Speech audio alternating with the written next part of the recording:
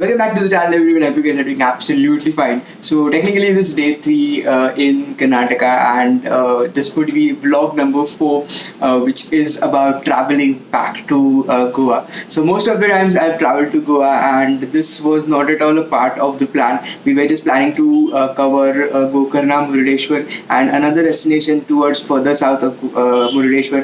But due to very short time, we weren't able to do that. But now we'll be returning back towards Goa. Most of the times I have traveled to Goa, but we have never visited Vasco much because it falls slightly in the south and then to the west. So it becomes a slight detour to the main destinations of Goa. And also, if you're traveling in Goa, then hardly you take around 2 to 3 days to complete most of the beaches and the churches. And then it doesn't come to that point where you're traveling all the way towards Vasco. So most of the times when we travel to Vasco, I've missed out on visiting to Vasco when we're traveling to Goa. But today we would be exploring little bit places because today we are at Murudeshwar, and from here we have to travel all the way back towards Vasco. So that might take somewhere around 4.5 to 5 hours. The time is already past 1 o'clock. So hopefully today we might reach till 5:30 or 6. Let's see if we catch the sunset or not. And if you're traveling to Karnataka in this time, if you're planning to do a coastal Karnataka, for someone like me who's from Mumbai, the best way to do is just what I did. Take a flight all the way till Goa and then book a vehicle which would take you towards Gokarna, towards Murdeshwar and all the nearby places, because the nearest airport is either Mangalore airport if you're traveling to Murdeshwar, or if you want to also cover Gokarna as well, then you can take a flight till Goa, and then the last night it is preferably to have always at Vasco. So on the way we are trying to check. There is one fort, but the news is that fort might not be open right now. So let us see if that is still open or not, and then we'll head away right towards Vasco. So let's go.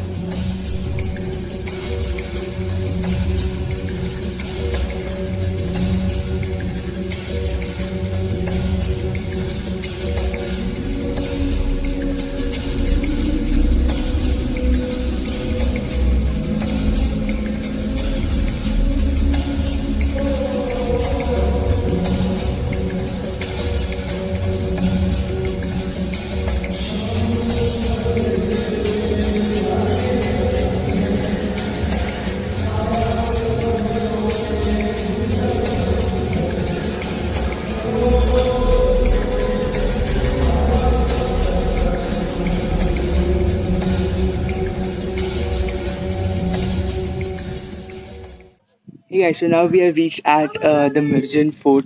So the story about this fort is a bit unclear. Like the history is not very much specific. One of the history states that it was built back in 1200, which is like nearly 8 to 900 years from today.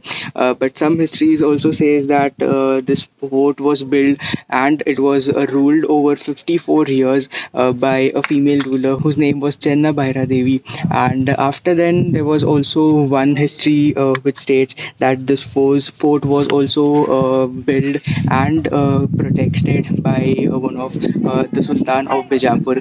And then in the year 1700, it was taken over by Marathas, and after that, very late as well, it was taken over by the British. But one of the most unique feature which remains same in all these stories is that this fort was very much important from the economical and the political point of view back in those days, because from all these places, be it Goa, be it Karwar, be it Ankola, or even be it this Murdeshwar or the Gokarna route, this area was very much famous for the plantation of peppers.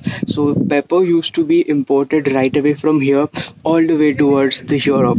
So that is the reason why this place was very much interesting, and it was very economically and politically very much important even in those times. So the time is somewhere around 2:33.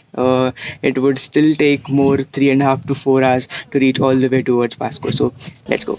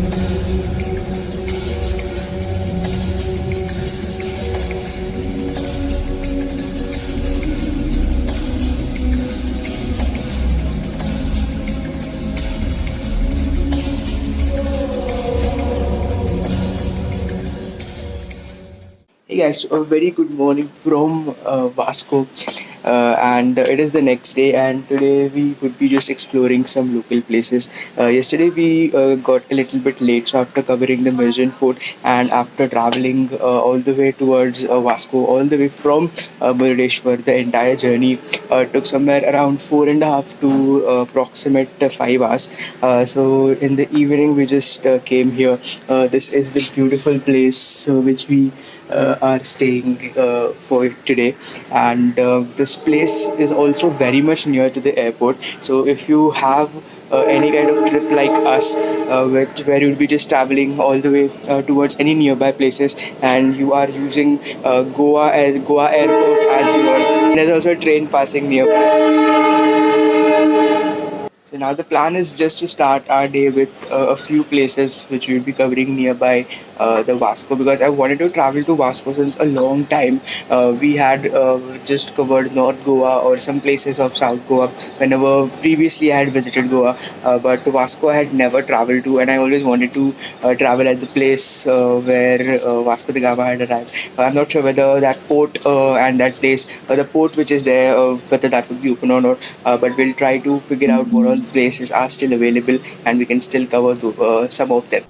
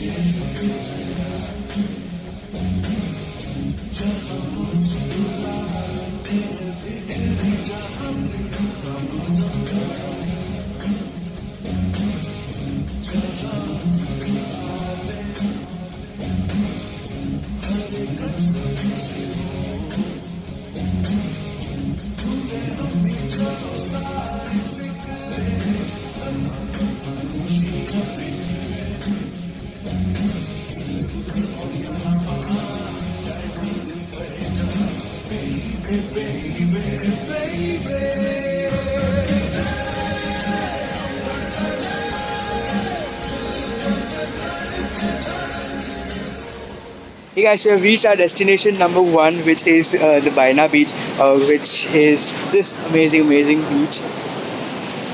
So if you are staying in Vasco and if you have a very limited time, or if you are just visiting Vasco just in order to get a kind of a hotel accommodation because it is very much nearer to the airport, then this is a must place that you should visit, because it is a very small and a very beautiful beach. On both the sides it is covered by these mountains, and I wish I had more time to spend over here, because we need to right away head further now towards the Vasco port where Vasco da Gama had arrived, and after that we have to catch our flight in like hardly 30 to 40 minutes. There's a lot of construction noise going on, so let's go.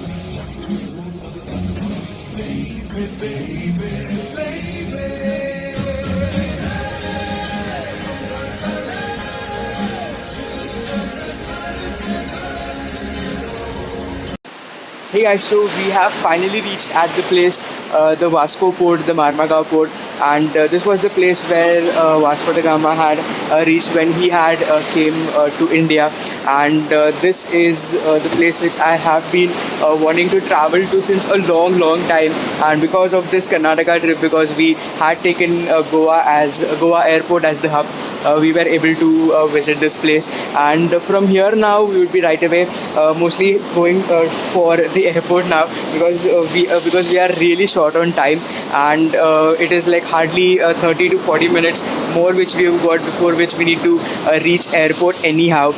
So thank you so much for watching until here. I hope you must have watched all the rest of the three parts as well.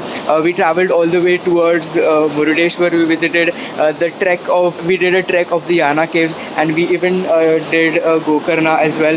So if you are traveling to the coastal Karnataka trip, and if you are traveling outside like from Mumbai or from Delhi, you can absolutely make Goa airport as your hub, and you can just have one night stay near Vasco because it is very much near to the airport. Because if you are traveling all the way towards North Goa, it would still take around 1.5 to 2 hours to travel back to the airport. So having a night stay in Vasco is absolutely preferable. So thank you so much for watching until here.